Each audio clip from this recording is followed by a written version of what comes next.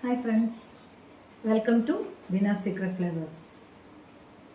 സദ്യ കഴിക്കാൻ എല്ലാവർക്കും വലിയ ഇഷ്ടമായിരിക്കുമല്ലോ.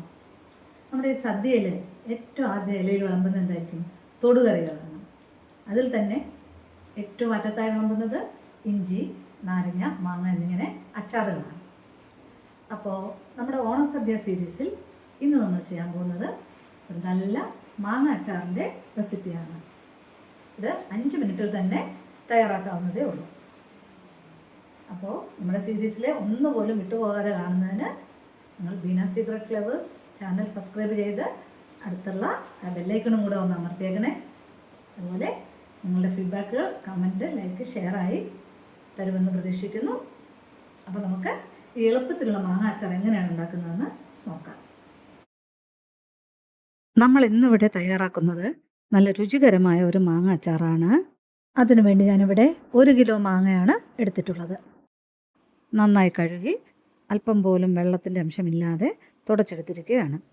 ഇതിൻ്റെ തൊലി കളയാതെയാണ് നമ്മൾ അച്ചാറുണ്ടാക്കുന്നത്. ഇപ്പോൾ മാങ്ങയെല്ലാം അരിഞ്ഞെടുത്തിട്ടുണ്ട്. ഇടത്തരം വലുപ്പത്തിലാണ് കഷ്ണങ്ങൾ അരിയേണ്ടത്. ഇനി നമുക്കിതിലേക്ക് 2 ടീസ്പൂൺ ഉപ്പിട്ട് കൊടുക്കാം. നന്നായി മിക്സ് ചെയ്ത് അരമണിക്കൂറെങ്കിലും വെക്കണം. ഒരുപാട് വിളഞ്ഞു പോകാത്ത അല്പം പുളിയുള്ള മാങ്ങയാണ് അച്ചാറിന് നല്ലത്. ഉപ്പിട്ട് വെച്ച് കുറച്ച് കഴിയുമ്പോൾ മാങ്ങയിൽ കുറച്ച് വെള്ളമൊക്കെ ഇറങ്ങും.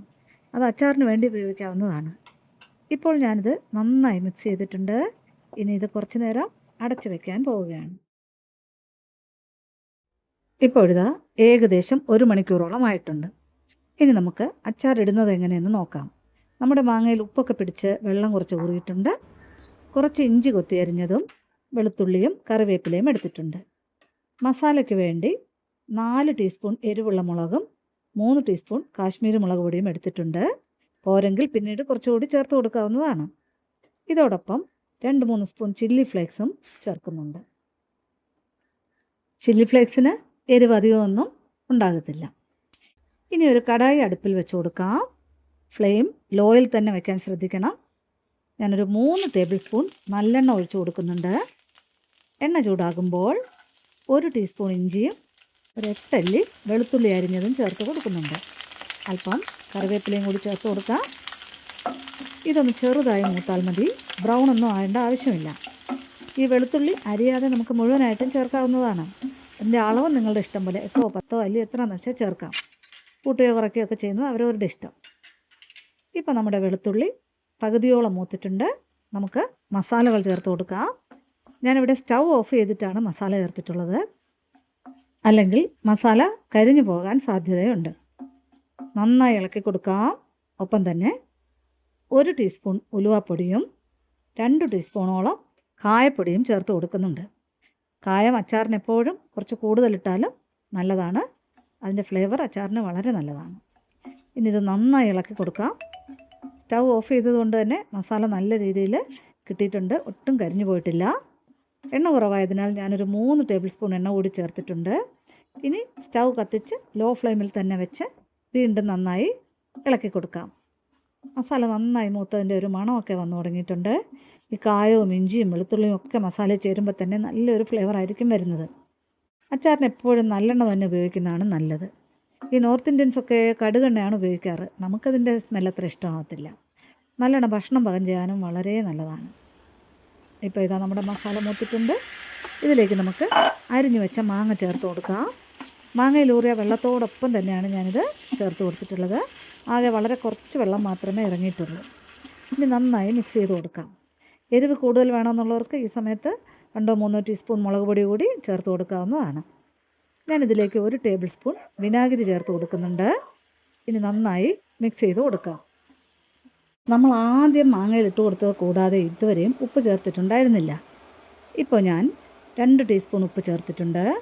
ഇനി നന്നായി അല്പനേരം മിക്സ് ചെയ്ത് കൊടുക്കാം. ഫ്ലെയിം ലോയിൽ തന്നെ ആയിരിക്കണം. നമ്മുടെ മാങ്ങ ഒട്ടും തന്നെ വെന്ത് പോകാൻ പാടില്ല. ഈ സമയത്ത് എരിവും ഉപ്പും കായവുമൊക്കെ മതിയോ എന്ന് നമുക്ക് ചെക്ക് ചെയ്ത് നോക്കാവുന്നതാണ്. പോരെങ്കിൽ ആവശ്യത്തിന് ചേർത്ത് കൊടുക്കാം. ഇപ്പോൾ മാങ്ങയിലെ വെള്ളമൊക്കെ തീർത്തും വറ്റിയിട്ടുണ്ട്. വെള്ളമുള്ള രീതിയിലാണ് അച്ചാർ ഇഷ്ടമെങ്കിൽ അങ്ങനെയുള്ളവർ ഒരു 1/4 കപ്പ് ചൂടുവെള്ളം കൂടി ഈ സമയത്ത് ചേർത്ത് കൊടുത്താൽ മതി. ഞാൻ സ്റ്റൗ ഓഫ് ചെയ്ത് കൊടുക്കുകയാണ്. ഇപ്പോൾ നമ്മുടെ രുചികരമായ മാങ്ങ അച്ചാർ ഇവിടെ റെഡിയായി വന്നിട്ടുണ്ട്. മാങ്ങ ആകെ 2 മിനിറ്റ് നേരമേ സ്റ്റൗവിൽ വെച്ചിട്ടുള്ളൂ. അതുകൊണ്ട് തന്നെ അതൊട്ടും വെന്ത് പോയിട്ടില്ല. നല്ല കൃത്യമായ പാകത്തിനാണ് കിട്ടിയിട്ടുള്ളത്.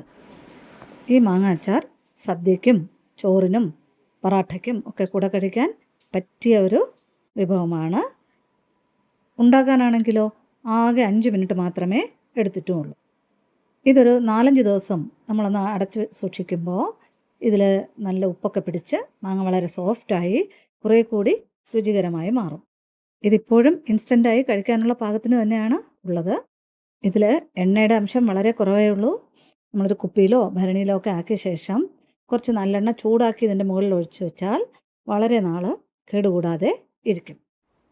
ഞാനിത് ഒരു ഭരണിയിലേക്ക് മാറ്റുകയാണ്. അല്പവും വെള്ളമയമില്ലാതെ ഡ്രൈ ആയിട്ടാണ് ഈ അച്ചാർ ഇരിക്കുന്നത്. ഉപ്പൊക്കെ പിടിച്ച് കഴിയുമ്പോൾ ഒന്നുകൂടി സോഫ്റ്റായി വരും. ഇനി ഭരണിയിലാക്കിയ ശേഷം അവസാനം ഞാൻ കുറച്ച് നല്ലെണ്ണ ചൂടാക്കി ഇതിൻ്റെ മുകളിൽ ഒഴിച്ചു കൊടുക്കും. അപ്പോൾ കുറേ നാൾ കേടുകൂടാതെ ഇരിക്കും. അപ്പോൾ നിങ്ങളും ഓണത്തിന് വേണ്ടി ഇപ്പോഴേ അച്ചാറിട്ടോളൂ. വീണ്ടും കാണും വരെ എല്ലാവർക്കും ശുഭദിനം നേരുന്നു. Good bye.